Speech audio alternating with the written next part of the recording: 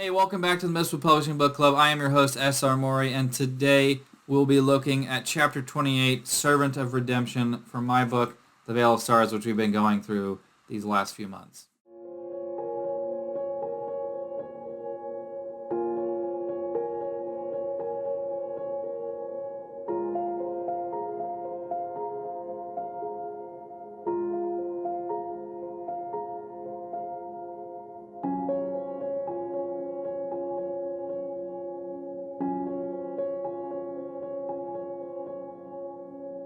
So this chapter is kind of the climax. This is the end. Basically, Karam unleashes his hand. He shows his wild card. He plays his hand in the poker match, and that is Kor, who was the Gema that Karam stole the Vidar from, and we see what's been happening. He's been corrupted. He looks very different. He is under Karam's control, and basically Karam uses him to fight Is, because Kor is the one guardian, the one Gema who was essentially made to be equal in prowess and ability to the sons of Vandir and Vandir himself, because Kor was meant to guard the Valnot, right? So he needed to be that strong, because the beings that were probably going to try to steal it were the sons of Vandir and Vandir himself. So, and as well as those beings are weakened around the Valnot. But Kor is very powerful. He's powerful enough to take on Is, for sure. But if you've read the chapter, you know that he doesn't take him on. He doesn't emerge victorious. But then again, is Kor really dead? Just like Haller and Talia's sword, maybe he goes back into the scale after killed. But at any rate, we also have the big confrontation between our heroes and Deflorgak, and we realize that Neris is not betraying them, that it was a double cross, and that she was actually always going to end up on their side. And so we have a fight between Narbad/Ruth versus Deflorgak. We have Lenod, Nelid, and the dwarves versus the mass of Wendigos that are pouring into, and opponents that are pouring into the room. And we have Neris and Talia going up against Karam. And it's pretty eventful. Pretty early on, we see that that Ruth loses his arm. The fight with Deflorgak is quite brutal and visceral, and we get that Narbad and Ruth end up defeating Deflorgak in a very epic and just... I love when a fight is brutal but also desperate. And this is a fight that is certainly that. And it leaves Ruth with a wound that is quite permanent and will lead into everything in terms of this character in the next book.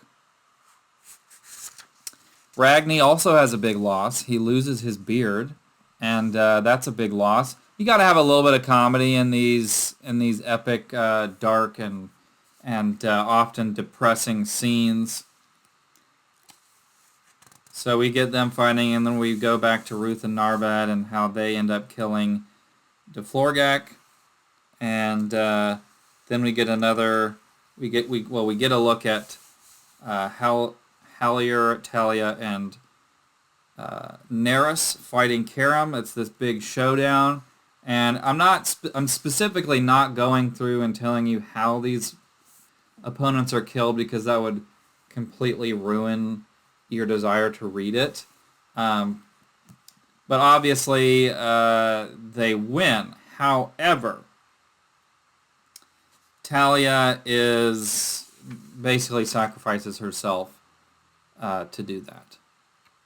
And so that is our third companion that doesn't make it to the end of the book. Just kidding. Talia is not dead because of the armor that Neris gave her. So she is not the character that doesn't make it to the book, into the book. For that, we have to read the very last page and a half where Is destroys Kor, and then Nerys basically breaks this little thin red crystal that she has, and it creates something akin to a nuclear explosion. That crystal is a big deal in the next book. In the next book, since this is the last chapter with Narbad, I'll go ahead and advertise the next book and his part in it a little bit. That crystal is a crystal shard, specifically a shard of chaos, right? If somebody gets all three of the weapons of judgment, which I've already have stated in previous videos is a big part of the next book, they can make a shard that enhances their type of magic. So Nerys has a shard of chaos. I think it's called the Sorcerer's Shard, I think is what I call it in the next book. And basically what that does is it enhances her chaotic abilities. So a normal Sorcerer of Chaos would not have the abilities that Nerys has displayed here. But the fact that she is an immortal being and that she has made a shard of chaos, the Sorcerer's Shard, has enhanced her magical abilities. And by snapping it, she has created essentially like a nuclear explosion. Which isn't going to give our characters radiation. It's like a nuclear explosion. It's not a nuclear explosion. And sends Is running with the tail between his legs, because you can't kill Is except with the Valnot if you are the chosen one. Because that's the way that it has to be to redeem the goodly races of Fostra. But that crystal has been made, right? And the Gima, Grohl, and Gesu are concerned that more of these crystals will be tried to be made. Specifically, that Bjorn Darkheart, who we know from this book, will get a hold of the weapons of judgment and make a shard for dark magic. Because something that is not openly stated in this book, but is the case, is that the reason that people haven't seen Gesu or Vandir for a long time is because Gesu is holding him in like a cell. And it's like keeping them both not stuck there, but in there. Well, for Vandir, it's stuck there. And if Bjorn were to get the weapons of judgment and make this crystal, it would enhance dark magic enough to where he could free his father, and Vandir would be free to roam the world.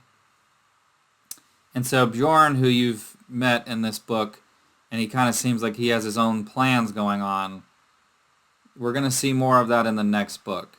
And so in the next book, Narbad and those that join him on this quest, which will be Talia, Ruth, and Kent, are going to the southern continent to find the weapons of judgment to prevent this calamity from happening, as well as anybody else that wants to take the weapons of judgment and make these crystals, because these crystals are extremely powerful, and it's too much power for one person to wield. And so Narbad will be on a quest to find those weapons and prevent this calamity. And oh boy, does it get way more complicated than that, and oh boy, does it push him to the brink of what he can withstand. But that's going to be all in Saga 2 for the end of this book, as the chapter ends, once a sinner, Nerys was redeemed. And so, basically, the story that opened the book up, the last story that Narbad's grandfather told him, setting up the fall of Nerys and that storyline, the main section of the book ends with Nerys finding that redemption. I think that it kind of ties the whole thing together quite nicely.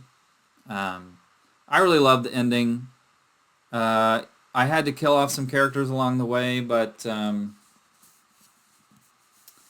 I think I love this book so much. I mean, I feel like it's It's very epic. It's got characters that you love. It's got characters you hate. It's got redemption. It's got characters being pushed to their limits.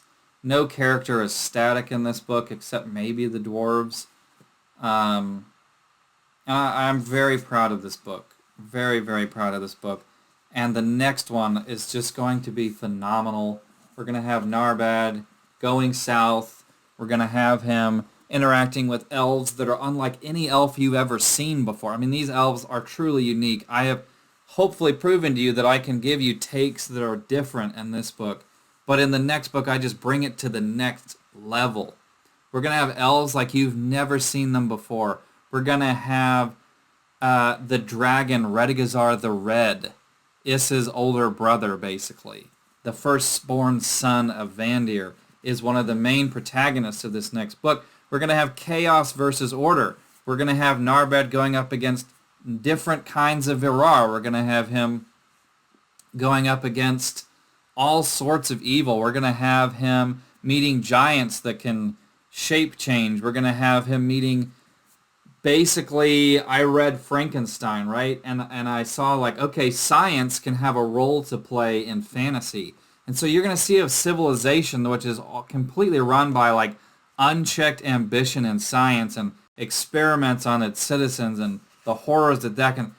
Frankenstein's monster kind of stuff. And it's going to get really bizarre. There's a huge freaking battle. I mean, ginormous battle. Bigger than anything in this book. At the end of that book. And that's just Narbad's storyline. That's not to include Zack and Hale's storyline or the third storyline, which I will go over when we go over the prologue of this chapter, or the epilogue of this book in 2 weeks. Have a lovely week. I'll see you next week for the last journal of the book. And peace out.